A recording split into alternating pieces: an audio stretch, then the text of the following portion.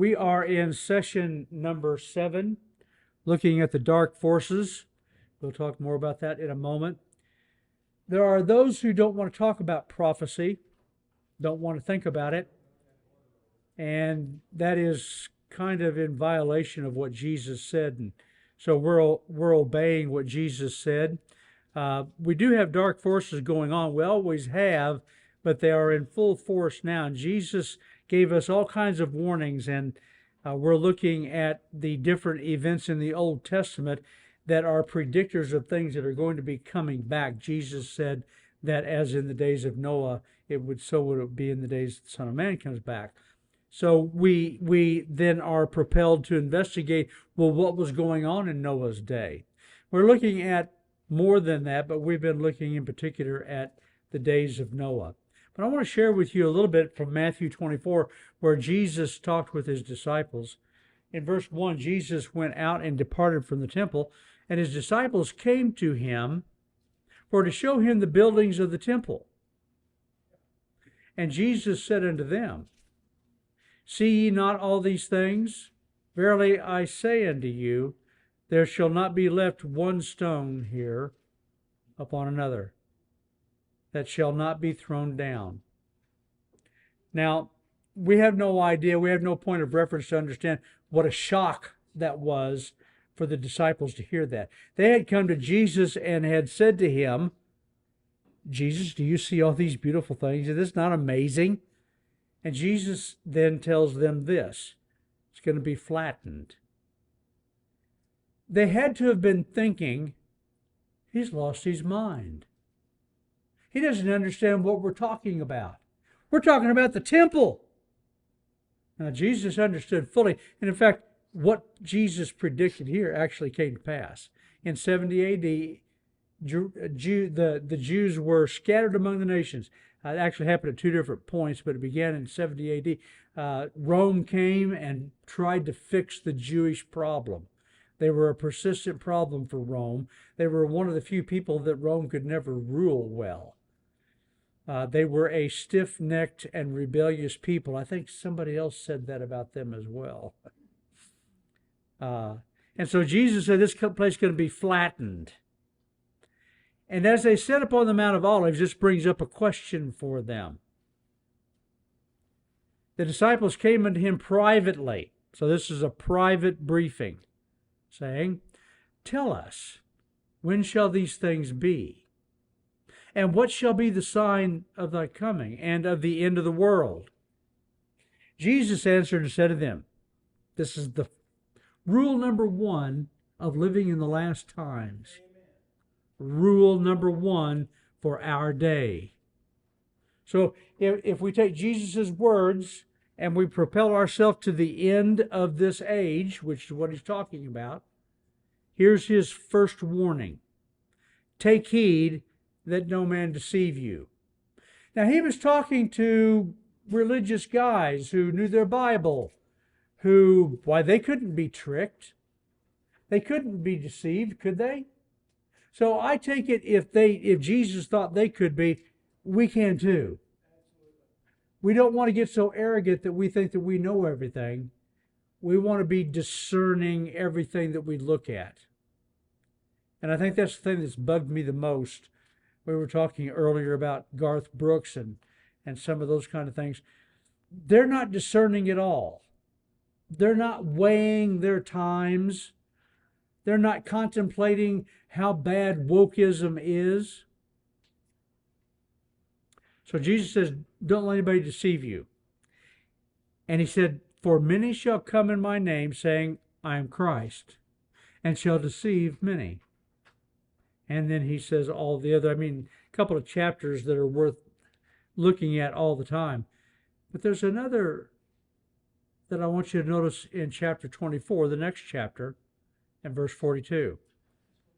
Watch therefore, for you know not what hour your Lord doth come. So I put it to you, all of the Christians so-called, preachers, church members, whatever, who don't want to talk about prophecy, don't want to study prophecy, don't want to think about prophecy, they're disobeying Jesus. Jesus said, watch. with a trowel in one hand and a sword in the other hand, as they did in Nehemiah's day. We need to do the work and watch for the enemy. So, with that, I'm going to run down through for those who will maybe watch this on the internet that have not been with us for the previous 6 sessions.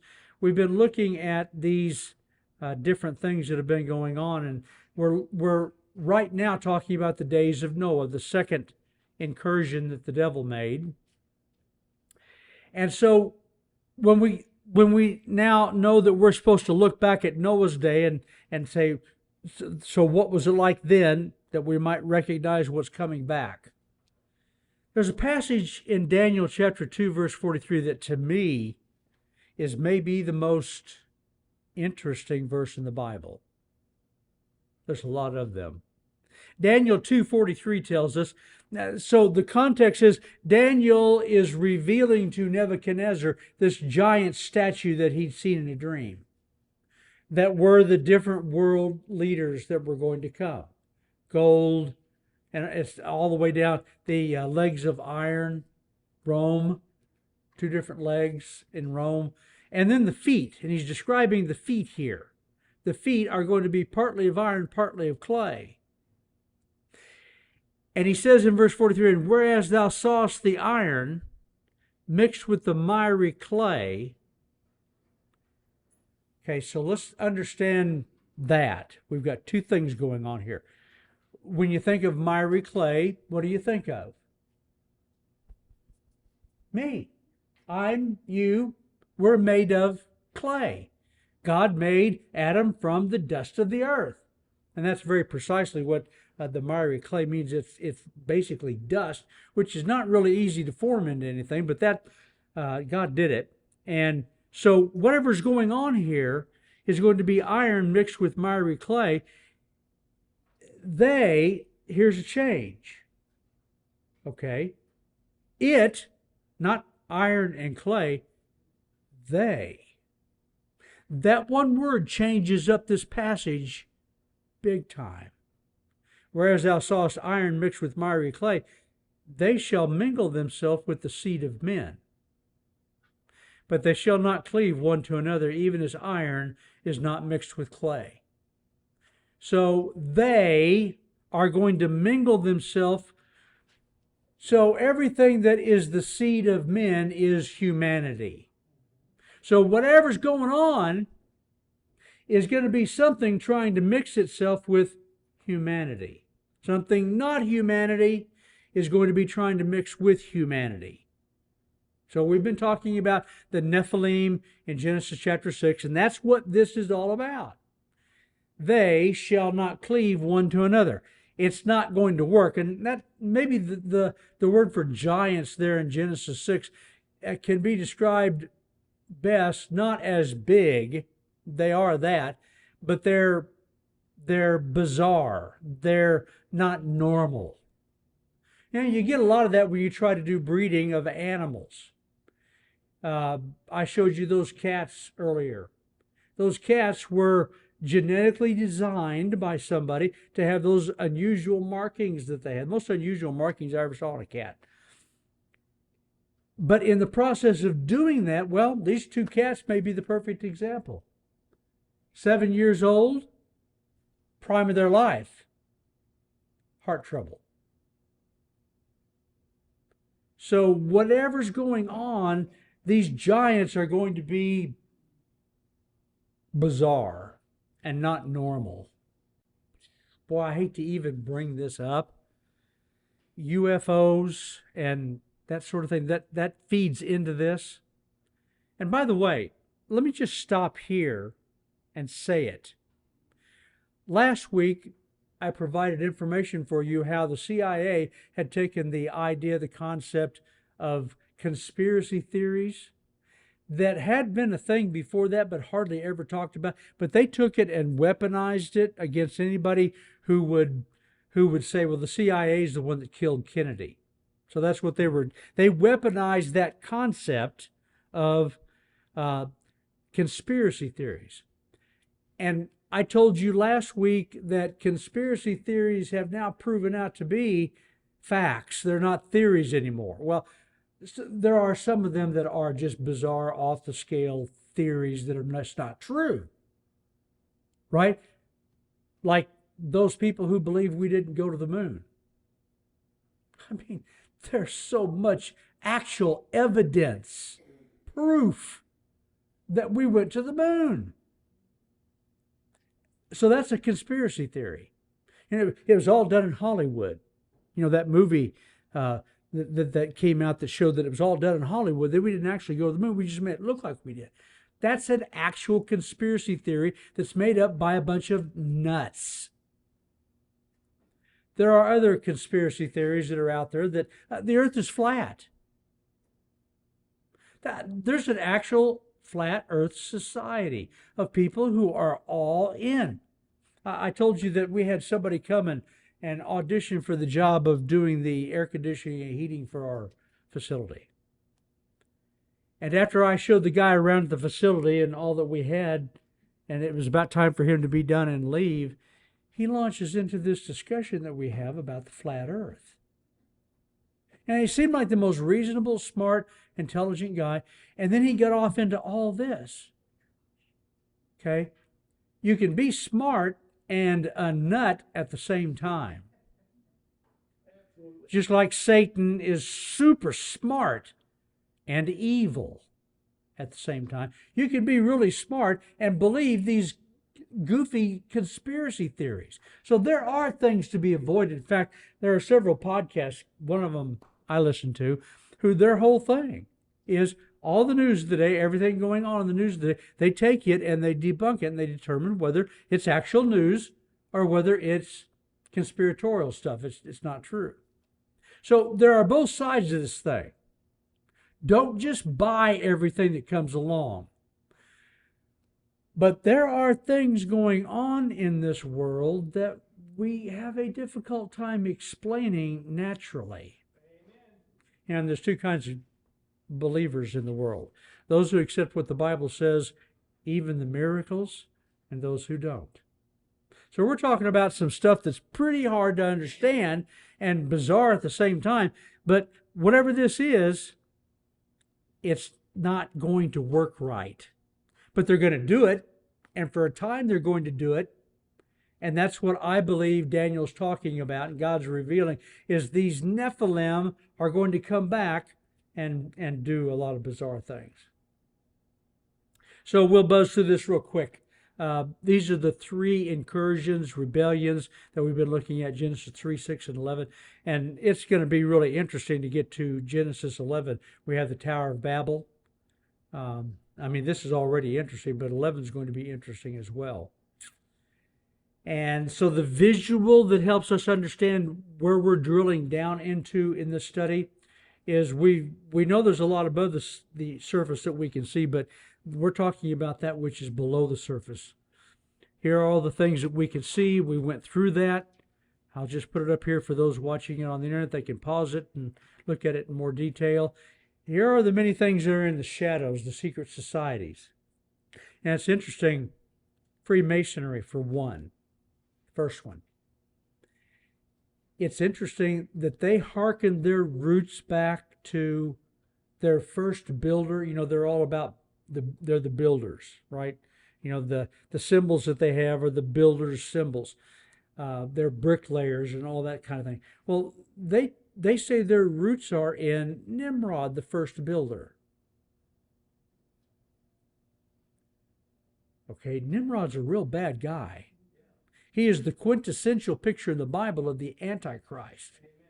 And this secret society, and the Masons, they say they're a secret society. You don't get to just know everything until you get to certain levels and you're revealed certain things. As you get up the ladder, they hearken back, but there's a lot of these other groups as well. So we looked at some what happened in some of the other books of the Bible. Enoch, Jasher. In the earliest days of Christianity, there was a guy by the name of Irenaeus. He was one of the earliest church fathers. He was still alive when the apostles were alive, and knew some of them, maybe all of them. I don't know. But he talked about these other books. He talked about Enoch. These other books that they say that we just discovered them. And the church didn't want you to know they were secret books. No, they weren't. They've been known all along. We've got, and Irenaeus talked about the four Gospels, the four that we have. But the other Gospels were there too. There's the Gospel of Thomas. There's the Gospel of Mary. There's the Gospel of Judas. And the reason why these never made it into the canon, not that it's not worthwhile to read these and know what those people were thinking in that day. There's that. And I've told you that about the book of Enoch. It's worth knowing, what those people thought. It helps understand even more Jude and Peter. But these other so-called Gospels, for example, one of them, I forget whether it's Thomas or who it was, they say in that Judas and Jesus were the only two that actually got saved. All the rest of the disciples, went to hell. Okay, would you put that in the canon? Right, that doesn't belong in the canon. And that's the way that you've got these other books that we've known about them all along. I mean, they were written in the days of the apostles. And we have rediscovered in our days some of the books that we have, like Irenaeus talked about these books, and we've actually discovered them in Africa and the Dead Sea Scrolls and so forth. And so the Dead Sea Scrolls, they were there. Well, what were they doing there? Did those Essenes believe the Gospel of Thomas and so forth? No, I've got lots of books in my library that I would not believe what's in those. They're reference books that I study out of every once in a while. I will go to as a reference. I got the Book of Mormon up there. Would anybody think I believe the Book of Mormon? Well, so that's the way it was with the Dead Sea Scrolls as well. So here's where we left off talking about transhumanism. That's what I believe was going on in Genesis 6 and probably 11 too. The idea of transhumanism. What in the world is transhumanism? Well, it is by way of a lot of different things. There's a bunch of different things. Genetic manipulation, enhancements. Elon Musk, I think just got a patent for the chip that he's designing to go in your head. Okay, so these enhancements are taking us to human 2.0 or transhumanism. They're taking us to the next level in evolution, the evolution of humanity. We're going to the next level. So this incursion in Genesis 6, where the sons of God came into the daughters of men, these angels who, according to Jude and Peter, they left their first habitation. That is, they took off this angelic whatever they were able to, and they became something that would be able to have relations with women. And so I believe those days are coming back. I believe that's what Jesus was talking about when he said the days of Noah. Other things too. People are going to be violent as they were in the days of Noah. But I believe that the genetic manipulation, the transhumanism, all of that is coming back as well. So what are the motives of the transhumanists? They were known back in the 60s as futurists. That was the accepted term for them. They were futurists, and they had good motives. I was listening to a round table discussion by a bunch of these guys back in the early 60s, and they were talking about, these are really smart guys, and they said, it's not just trying to project what might happen out in the future. It's looking out in the future and trying to move it in the direction that we think humanity should go. Now, that's not necessarily a bad thing in and of itself. Mankind needs to go somewhere, right? We are, but it's not up. I'd suggest it's probably down. And that's a real question for the person who believes in evolution. If evolution is true, and, we have evolved in our bodies and we've become, wow, and we're continuing to evolve.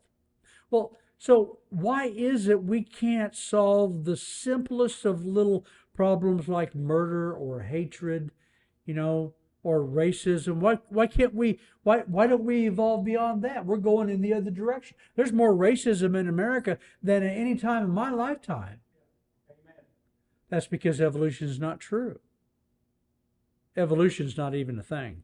Okay, so the motive for the transhumanists today, and they've taken it. God's clear out of the picture.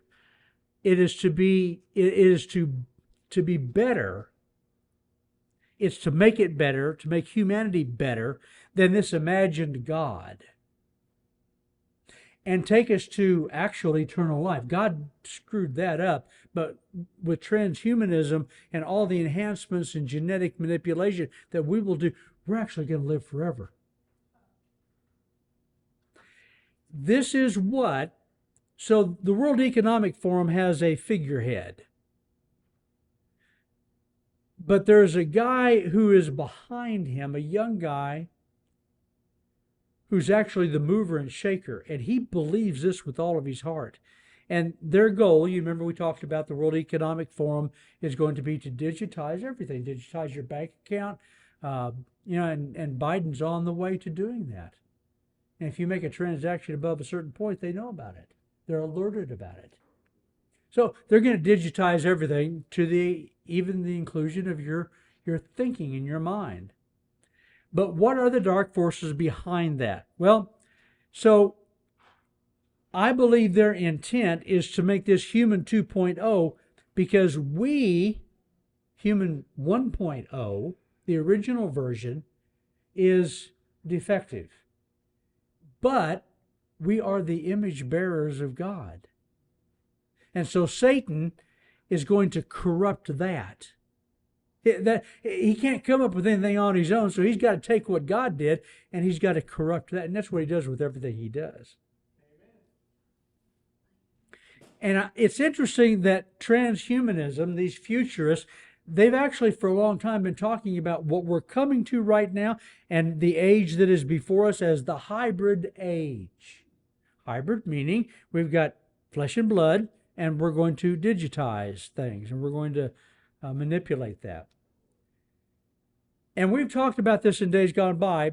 All of these mythological things that everybody just says, oh, those are just things that are made up. There's nothing to that. Yeah, there probably was at the root of it at the beginning. In fact, they tell me that Zeus was actually a really powerful guy, and there's a tomb. The ancients could actually go to his tomb. And so the question becomes, why would you worship a dead guy as a god? But that's where it began. It began with somebody who was really tall, really powerful, really smart, really manipulative, and he became just impressed everybody, and they turned him into a god. So there's truth behind all of these mythological things. The Seder, I'd bet you dimes or dollar bills that these Nephilim are behind whatever was originally that. Now, I'm sure that's been, enhanced and probably perverted in a lot of ways. But now we come to today. This was in 2022, in December. This is an actual thing. This is not fake news. This actually happened. And the U.S. Army had to investigate because you're not supposed to be, it's a violation of the military code. You're not supposed to be in uniform and do things that defile that. When was this? 2022, December 13th. Yep. And so what they call those, I don't know what they call them there, but what we've been hearing about in the news, they're called furries. And one of the conspiracy theories that got started around on Facebook was that there was a school in Michigan, I think it was, where they had actually taken the bathrooms and they had put cat boxes in the bathrooms so that these furries could go to the bathroom in these boxes. Okay, that's fake news. That never happened. But the reason why a lot of people believed it is because it could have been a real thing.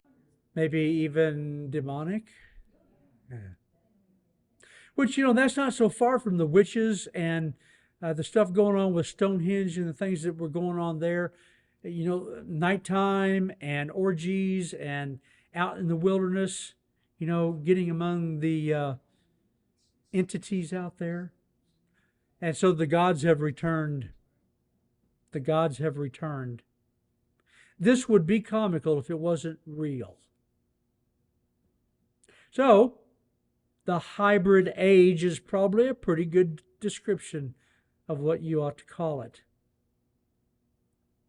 And then we talked about this back in that day, the Gotthard-based tunnel. So they built this huge, world-class, biggest tunnel in the world.